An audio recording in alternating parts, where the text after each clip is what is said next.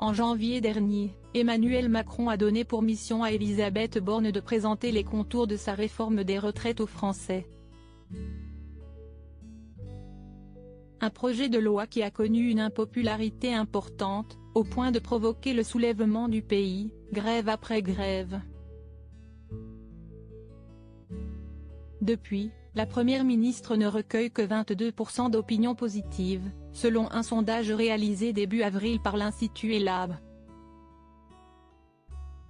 Il s'agit du pire score pour un locataire de Matignon depuis 2017, année du premier quinquennat du chef de l'État.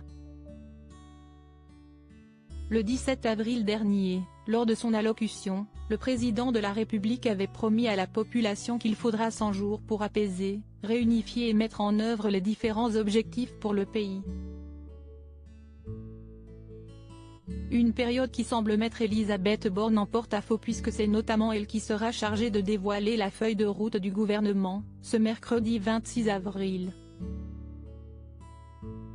Dans les colonnes du Parisien, la veille, une figure de la Macronie a assuré qu'elle voyait la promesse du président comme un CDD de 3 mois pour la première ministre.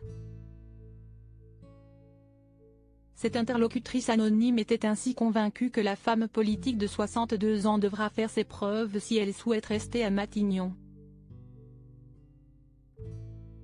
Supérieur à découvrir les ministres du gouvernement Borne un objectif premier de parvenir à des résultats très concrets. Un conseiller a expliqué qu'Elisabeth Borne a désormais pour but de développer une méthode, avec un calendrier législatif et réglementaire. L'idée, c'est d'avancer vite, et surtout que les Français aient des résultats très concrets, a-t-il développé, comme le rapportent nos confrères. La date limite de ces 100 jours est ainsi fixée au 14 juillet prochain et d'ici là, la Première ministre devra, avec ses équipes, tout tenter pour apaiser les tensions suscitées par la réforme des retraites, en se concentrant sur le domaine de la santé, celui de l'éducation, de la justice, de l'ordre républicain, de la démocratie, du travail, du plein emploi et de la transition écologique.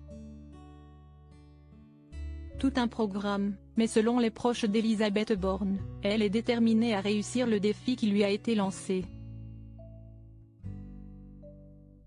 Article écrit avec la collaboration de 6 médias Crédit Photo, Stéphanie Lecoq-Poul.